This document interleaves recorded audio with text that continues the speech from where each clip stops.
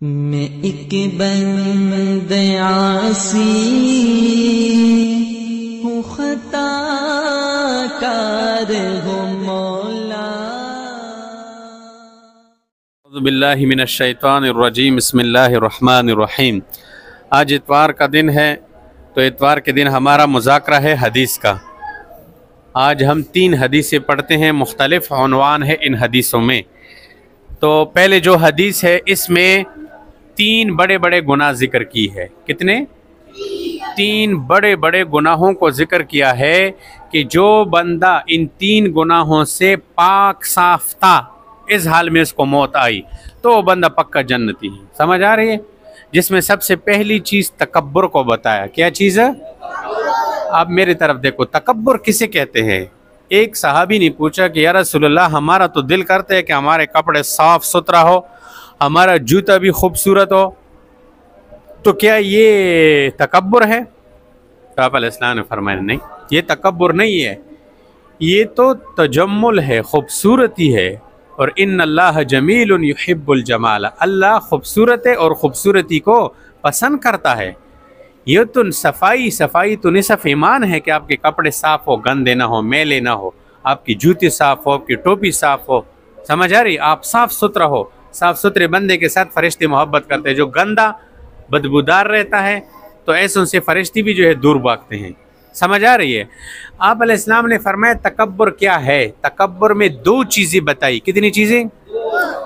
غمت الناس بطر الحق۔ غمت الناس اس کا معنی ہے لوگوں کو حقیر جاننا، لوگوں کو حقیر جاننا کہ یہ کیا ہے، یہ میرے سامنے اس بندے کی کیا حیثیت ہے، لوگوں کے سامنے ایک مسلمان کے بارے میں کہ اس کی تو میرے سامنے کوئی حیثیت ہی نہیں ہے، میں تو ایسا ویسا ڈبل پیسہ۔ سمجھ آ رہی ہے؟ تو لوگوں کو حقیر جاننا۔ سمجھ آ رہی ہے؟ اور دوسری تکبر کے اندر کیا ہے کہ حق بات سے منہ موڑنا، کہ آپ کے سامنے حق بات آ گئی، آپ نے کہا نہیں مانتا ہوں میں۔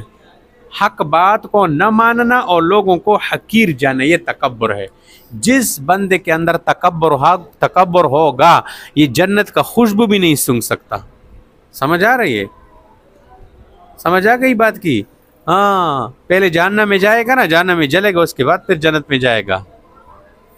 تو آپ علیہ السلام نے فرمایا کہ جو شخص اس حالت میں مرے کہ وہ تکبر، اور دوسری نمبر پر کیا فرمایا؟ خیانت۔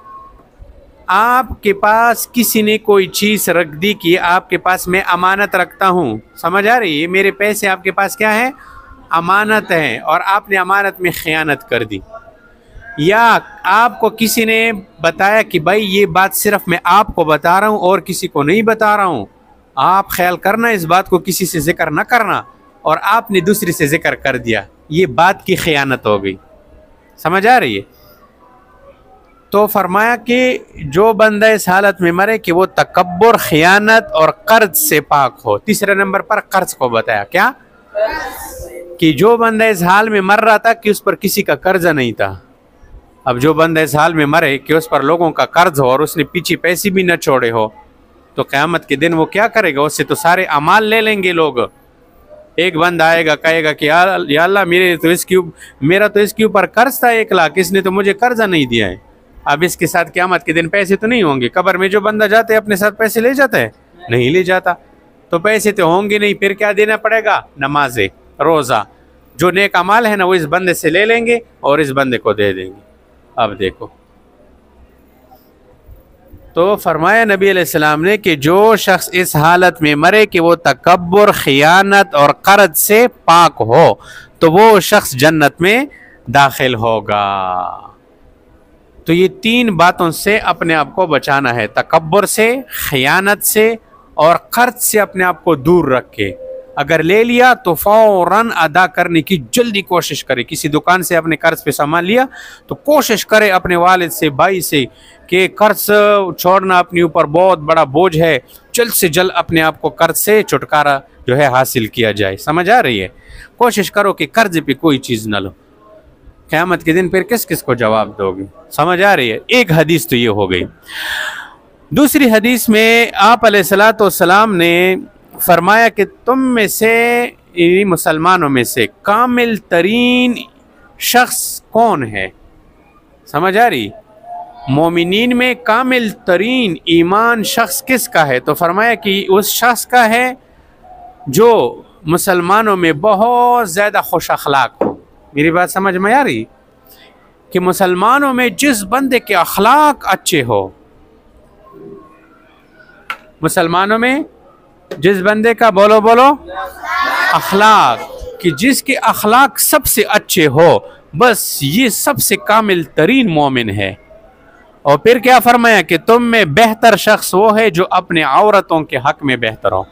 بعض لوگوں سے اپنے گھر کی عورتیں بہت تنگ ہوتی ہیں، جب وہ گھر میں جاتا ہے نا تو عورتیں کہتی ہے فرعون آ گیا۔ سمجھ آ رہی ہے؟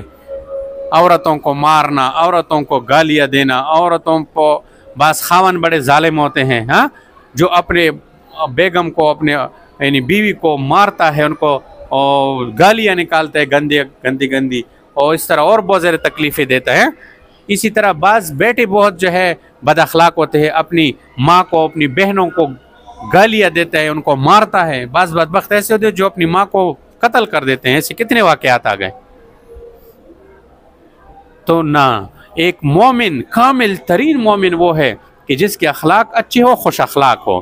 دوسری نمبر پر کہ وہ اپنے عورتوں کے حق میں بہتر۔ عورت تو کمزور ہے، اس بیچاری کو تم ایک تھپڑ مارو وہ تو کچھ بھی نہیں کر سکتی۔ اور بہت کم عورتیں ایسی ہوگی کہ جو ہے اپنا بدلہ لے لے، ورنہ تو عورتیں بیچارے تو ایسی ہوتی ہے۔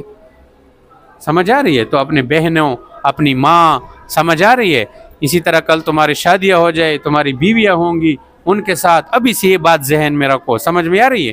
ہاں، تو ان سب کے ساتھ خوش اخلاقی سے پیش آنا، سمجھ آ رہی؟ ان کے حق میں نرم ہونا۔ نبی علیہ السلام سے کبھی یہ ثابت نہیں ہے کہ نبی علیہ السلام نے اپنی بیویوں میں سے، اپنی بچیوں میں سے کسی کو مارا ہو۔ سمجھ آ رہی ہے؟ سب کے ساتھ نبی علیہ السلام نے فرمایا کہ میں تم میں سے سب سے زیادہ اپنے گھر والوں کے حق میں بہتر ہوں۔ آج ہم کتنی بد اخلاقیاں کرتے ہیں گھروں میں، اپنی ماں کے ساتھ، بہنوں کے ساتھ، اپنی کیا کہتے ہیں جو بھائی کی جو ہے بیوی ہوتی ہے اس کو کیا کہتے ہیں؟ باجی۔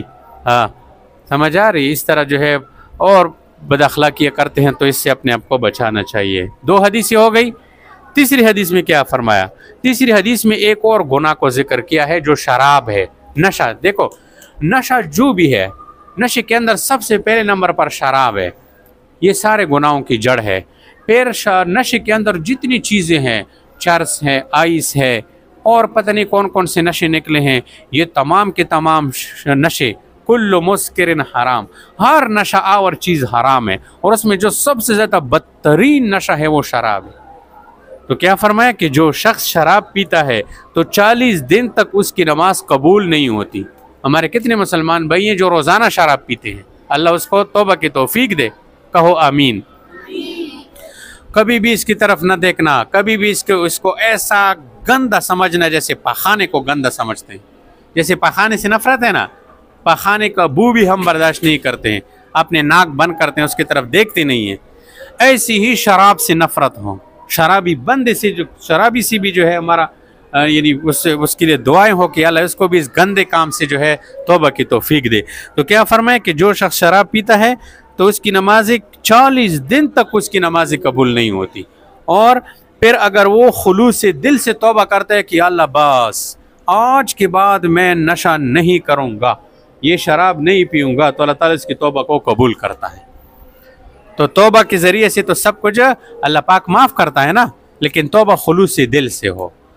اب تینوں حدیثوں کی سمجھ آ گئی نا انشاءاللہ؟ بس ان پر عمل کرنا خود بھی، اور اگر آپ ساتھیوں میں، دوستوں میں کسی میں ہو تو ان کو بھی ان گناہوں سے بچائے رکھنا۔ اس زمانے کا منتظر ہوں، زمانہ جب بے مثال ہوگا، ہر ایک مسجد مدینہ ہوگی، ہر ایک مؤذن بلال ہوگا۔